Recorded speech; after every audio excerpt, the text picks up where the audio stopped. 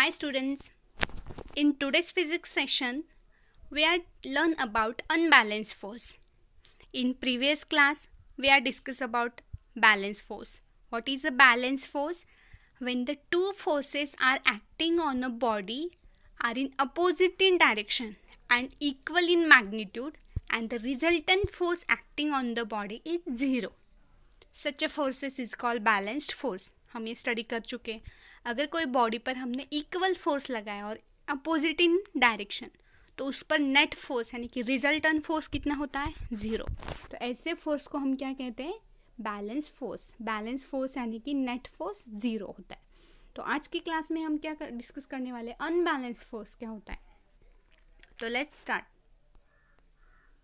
Unbalanced force. Force occur in pair and they can be either balanced or unbalanced.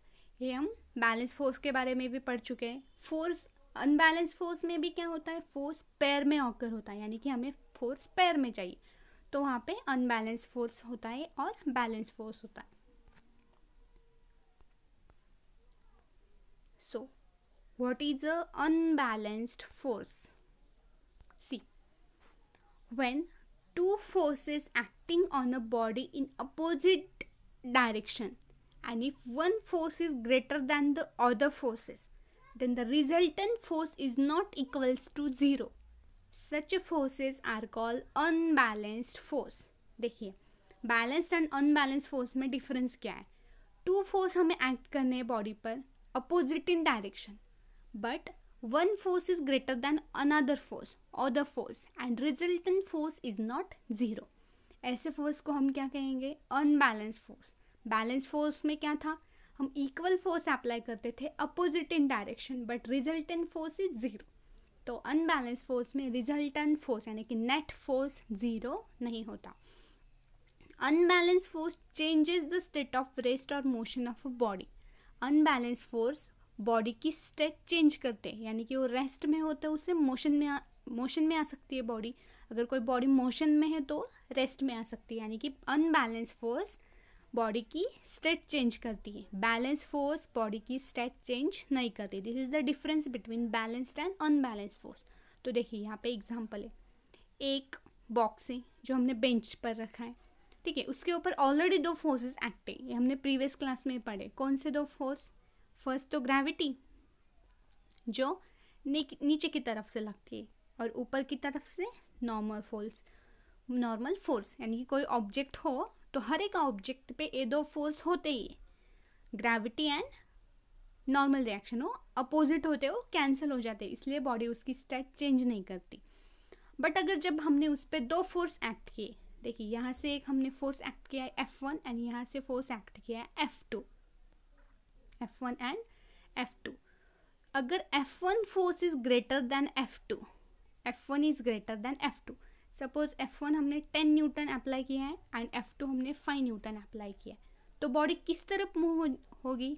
इस तरफ, यानी कि इस तरफ का, यानी कि लेफ्ट की साइड का फोर्स क्या है? ज़्यादा है.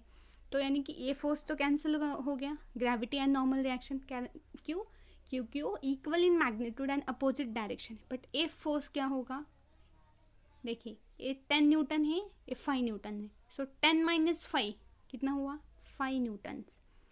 5 न्यूटन किस तरफ अप्लाई होगा? इस तरफ, यानी कि लेफ्ट साइड में. तो इस बॉडी में टोटल फोर्स कितना अप्लाइड है? 5 न्यूटन, यानी कि resultant force is not zero. So this force is called unbalanced force. Unbalanced force में रिजल्टेंट फोर्स जीरो नहीं होता, यानी कि एक फोर्स दूसरे फोर्स से ज़्यादा होता है. यानी कि two forces are acting on a opposite direction and one force is greater than another force and resultant force acting on the body is not zero. ऐसे फोर्स को हम क्या कहते हैं? Unbalance force.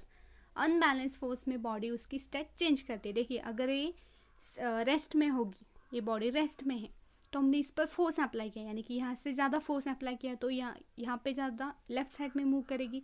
अगर हमने इस तरफ ज़्यादा फोर्स लगाया तो यहाँ से मूव होगी. अगर कोई मोशन में चल रही हो तो क्या होगी? रेस्ट में चली आएगी. यानी कि अनबैलेंस फोर्स उसकी स्टेट चेंज करता है. अब हम इसके कुछ एग्जांपल्स देखते हैं. Examples of unbalanced force. See, tug of war. Tug of war में इस आदमी ने क्या किया है, 50 न्यूटन फोर्स लेफ्ट साइड में अप्लाई किया है एंड इस आदमी ने 30 न्यूटन फोर्स राइट साइड में अप्लाई किया है। यानी कि यहाँ पे रिजल्टेंट फोर्स कितना हुआ है, टोटल फोर्स, जो कि हमने प्रीवियस क्लास में स्टडी किया है कैसे रिजल्टेंट फोर्स फाइंड करते।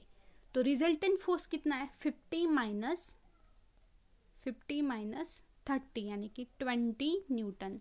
20 न्यूटन बट किस तरफ, लेफ्ट की तरफ।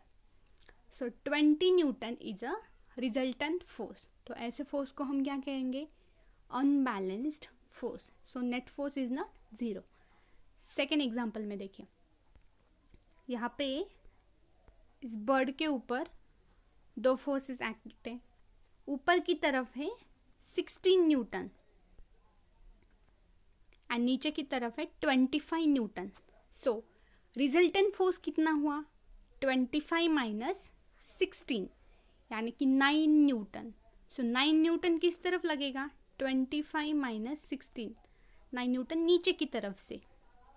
So resultant force is 9 Newton. So this is a unbalanced force. Net force is not zero. इस एग्जाम्पल में देखिए, यहाँ पे 3 न्यूटन है, यहाँ पे 4 + 4 8 न्यूटन है। तो रिजल्टेंट फोर्स कितना हुआ, 8 माइनस 3 5 न्यूटन। बट 5 न्यूटन किस तरफ, राइट की तरफ, जिस तरफ ज़्यादा फोर्स लगेगा। यानी कि वो बॉडी राइट की तरफ मूव करेगी अगर वो रेस्ट में है। तो इस तरफ से राइट साइड से 8 न्यूटन फोर्स अप्लाई किया एंड लेफ्ट साइड से 3 न्यूटन फोर्स अप्लाई किया, तो रिजल्टेंट फोर्स 5 न्यूटन होगा, लेकिन वो राइट साइड में होगा। सो this is the example of unbalance force. यहाँ पे देखिए, इस सैटेलाइट लॉन्च हो रहा है, तो उसके पास दो फोर्सेस हैं। एक ऊपर की तरफ से है 300 न्यूटन एंड नीचे की तरफ है वेट उसका 100 Newton. So what is the resultant force? Resultant force is 300 minus 100. 300 minus 100 यानी कि 200. So 200 न्यूटन फोर्स उसका ऊपर की तरफ लगेगा, यानी कि net force is 200 force. So this is the example of unbalance force. Two forces act on a body in opposite direction. Her force यानी कि जो दो फोर्स अप्लाई हो रहे हो अपोजिट डायरेक्शन में है एंड एक फोर्स दूसरे फोर्स से ज़्यादा है एंड नेट फोर्स कितना है, ज़ीरो नहीं है। ऐसे फोर्स को हम क्या कहेंगे, unbalanced force. This is a example of unbalanced force. हम और कुछ एग्जांपल के साथ इसे स्टडी करते हैं। सी, अब देखिए यहाँ पे दो एग्जांपल्स। सपोज मान लीजिए कि ये हमारा बुक है, साइंस का बुक है, फिजिक्स का बुक है। एक बेंच पर रखा है। इस बेंच पर रखा है तो कब तक मूव नहीं करेगा, जब तक उस पर हम कोई फोर्स अप्लाई नहीं करते। उस पर ऑलरेडी दो फोर्सेस एक्ट है। कौन से दो फोर्सेस, एक तो ग्रेविटी और ऊपर की तरफ से नॉर्मल। तो मान लीजिए यहाँ पे ग्रेविटी है 10 न्यूटन एंड नॉर्मल फोर्स है 10 न्यूटन। ठीक है, नीचे की तरफ 10 न्यूटन, ऊपर की तरफ 10 न्यूटन। अगर सपोज हमने यहाँ पे इसे लेफ्ट साइड में 80 न्यूटन फोर्स लगाया है, अप्लाई किया है एंड राइट साइड में 20 न्यूटन फोर्स अप्लाई किया है, तो बॉडी किस तरफ मूव करेगी और उसका रिजल्टेंट फोर्स कितना होगा। सी, अब ये दोनों तो कैंसिल हुए, 10 माइनस 10। सो टोटल फोर्स कितना होगा इस पर, रिजल्टेंट फोर्स हम कहेंगे R = 10 minus 10। Why are you taking minus sign? Because direction are in opposite. Direction opposite है. Plus 80 minus 20. 80 minus 20. So what is the resultant force? This cancel 80 minus 20, 60 Newton. So 60 Newtons is the resultant force. And which direction? Left. 60 Newton left में, यानी वो book किस तरफ move करेगा, left की तरफ से। So this is the resultant force act on this book, यानी कि this is not a zero, resultant force is not a zero, यानी कि this is a unbalanced force. Okay, I hope students you are getting the unbalanced force. हम दूसरा एक example समझते हैं, तो आप ही बताइए मुझे इस एग्जाम्पल में कितना रिजल्टेंट फोर्स है। देखिए नीचे की तरफ से 10 न्यूटन ग्रेविटी, ऊपर की तरफ से 10 न्यूटन ग्रेविटी। इस तरफ लग रहा है 20 न्यूटन्स लेफ्ट की तरफ, और राइट की तरफ सेम डायरेक्शन है 30 + 30 60 newton. So resultant force are equals to 10 - 10, negative direction because of opposite direction, plus 20 and 60, so 60 - 20, so this cancel, 60 - 20 equals to 40. So 40 Newton force किस तरफ लगेगा, राइट साइड की तरफ, यानी कि ये बुक किस तरफ मूव करेगा, राइट की तरफ। ये बुक किस तरफ मूव कर रहा था, लेफ्ट की तरफ, यानी कि जिस डायरेक्शन में आपने ज़्यादा फोर्स अप्लाई किया है वो बॉडी उस डायरेक्शन में मूव करेगी। So unbalance force means two forces are opposite in direction and that not equal in magnitude, and resultant force is not zero, यानी कि resultant force net force zero नहीं होता। This is a unbalanced force. Okay, अब ये आप solve कीजिए। What is the resultant force? देखिए the satellite, what is the resultant force on satellite? Satellite के ऊपर कितना रिजल्टेंट फोर्स लग रहा है, नीचे की तरफ कितना लग रहा है 20 न्यूटन्स। देखिए resultant force are equals to यहाँ पे दिया है 20 न्यूटन्स, एंड ऊपर की तरफ कितना लग रहा है 5 + 5, सेम डायरेक्शन है इसलिए 5 + 5। अगर ये डायरेक्शन इस तरफ होती एक डायरेक्शन तो हम 25 लेते, बट ये अपोजिट डायरेक्शन है। 20 - 10 10 न्यूटन। सो 10 न्यूटन किस तरफ लगेगा, नीचे की तरफ। So satellite will accelerated downwards, यानी सैटेलाइट नीचे की तरफ से एक्सेलरेट करेगा।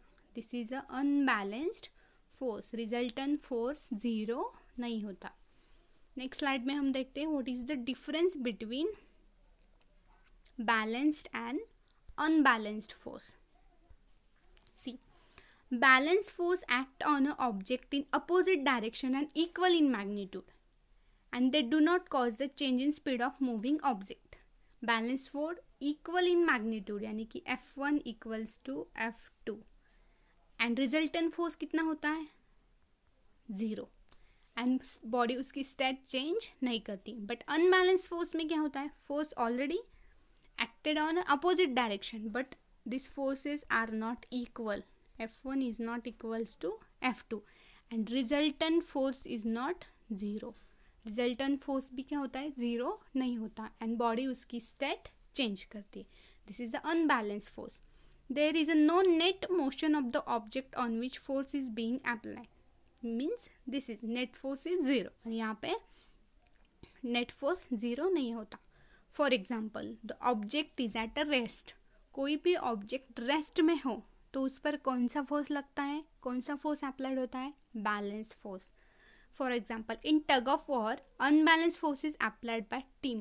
Tug of war में जो आदमी होते हैं, लड़के होते हैं, वो एक दूसरे को खींचते, तो वहाँ पे कौन सा फोर्स अप्लाइड होता है, unbalance force. So this is the difference between balance and unbalance force. देखिए स्टूडेंट्स, अनबैलेंस फोर्स में रिजल्टेंट फोर्स 0 होता है, एंड अनबैलेंस फोर्स में रिजल्टेंट फोर्स 0 नहीं होता है। बैलेंस फोर्स में equal, two forces are equal in magnitude and opposite in direction, and unbalanced force में two forces are not in equal in magnitude but opposite in direction. This is the main difference. I hope students you are getting the point unbalanced force. Thank you.